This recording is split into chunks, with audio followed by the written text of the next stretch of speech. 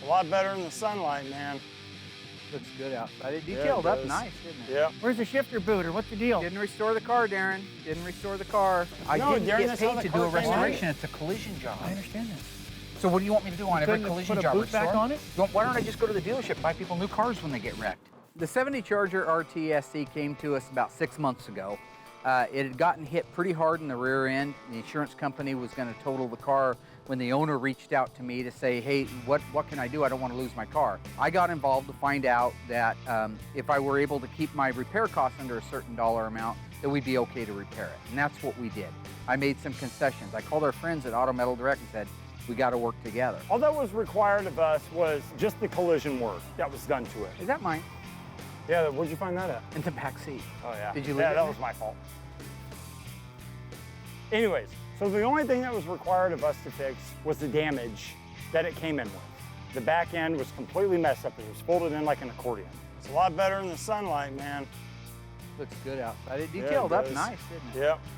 That's actually a nice color out here. He bought the car kind of sight unseen, so to speak. Like doesn't have a crystal ball. He can look around inside it, right, and see what's underneath the paint. So when it gets rear-ended, we've got all this Bondo that's busting off in great big chunks like that. So I acclimated him to the fact that the car was put together kind of not right.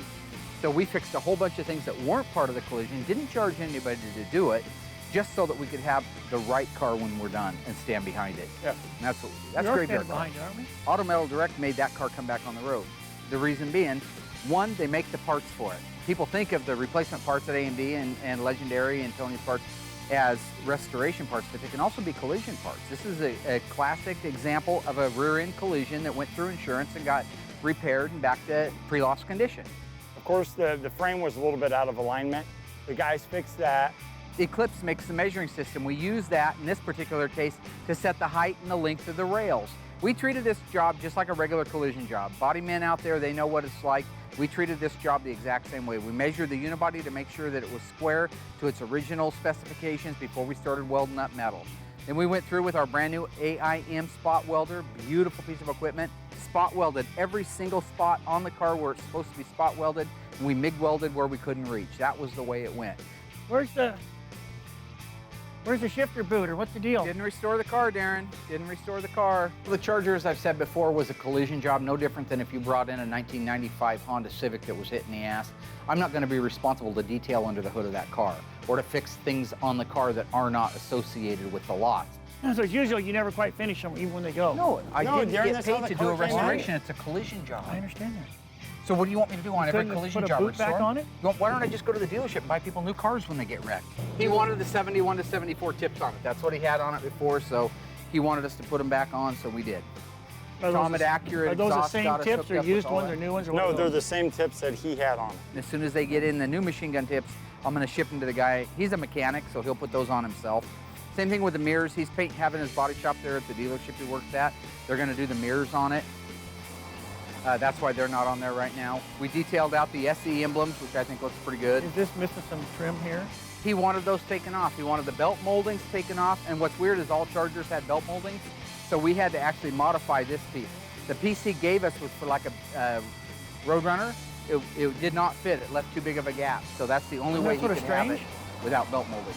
I'm proud of the body work they did on this car. These cars are hard to get flat. They're brand new quarter panels, but they're not perfectly flat when we get them from Auto Metal Direct, so we have to make them flat. The guys did a good job. There's good body fit, good flat panels, good alignment, nice paint work. It's cut and buffed back to original show type setup because it had been a cut and buff car before. So really right now what you see is what he had before, but a lot better. And I only say that because the car had been touched by other people before who weren't as passionate about it. The rear floor had been sectioned together. We had a pile of scrap metal that was like 3 feet deep of showing all the sections of putting this car back together before we got our hands on it. The car had a left center punch that separated the floor from the outer rocker. It was that hard of a hit. Nobody replaced the window regulator. We had to I donated a used window regulator to the left quarter. None of that was part of the loss. But you assume some of that when you start doing collision work. In this particular case, this is a great guy who was really patient with us. All he wanted was his car done right and back, and that's what we did. And the fact is, that's where it's at right now. And I'm proud of the guys. I think we did a great job here. The ghouls really didn't have a whole lot to do with it. It was mostly our body and paint guys, and my, signing off on all the expertise. Look at it. It was such a disaster when we got it. Look at it now. What an improvement. This is the kind of a car that when it's wrecked, and if you're stored, somebody can actually see the before and the after pictures and really appreciate what's been done to the car. So right now what we have is we have a beautiful culmination of some of the best vendors in the world that brought a classic car that they're never going to make this again. We brought that car back. We brought it back with Autometal Direct, with AIM, with Accurate Exhaust supplied the exhaust system for it. Everybody pitched together to get this car on the road again for our customer. But that's what we do at Graveyard Carz. That's what you do when you do something not for the money, but you do it for the passion. At Graveyard Carz, we do these cars for the passion. If we did it for the money, it would take all the fun and the love and the passion out of it. And that's not what I'm about. I'm just a street guy, Born four blocks over is where I was raised. 4 blocks from here right now. Never left, don't care to. I want to put as many of these cars back on the road as humanly possible in the time I have on this old earth. So that's the way she is.